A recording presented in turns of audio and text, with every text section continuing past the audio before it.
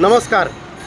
रवळनाथ पंचकृषी साहित्य अकादमी बेळगुंदी यांच्या वतीने आज रविवार दिनांक 1 फेब्रुवारी रोजी 20वे बेळगुंदी मराठी साहित्य संमेलन बेळगुंदी गावात आयोजित करण्यात आलेले आहे.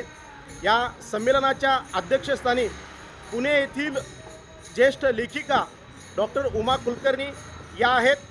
बेळगुंदी गावातील जागृत रवळनाथ मंदिर येथून ग्रंथदिंडीला सुरुवात करण्यात आलेली आहे. या ग्रंथदिंडीमध्ये गावातील विविध शाळातील विद्यार्थ्यांनी सहभाग घेतलेला आहे. या ग्रंथदिंडीत टाळ मृदुंगाचा गजर होताना दिसत आहे.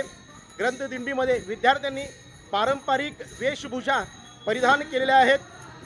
अगदी टाळ मृदुंगाच्या गजरात आणि विठ्ठल नामाच्या जयघोषात निघालेली ही ग्रंथदिंडी लक्षणीय अशी ठरत आहे.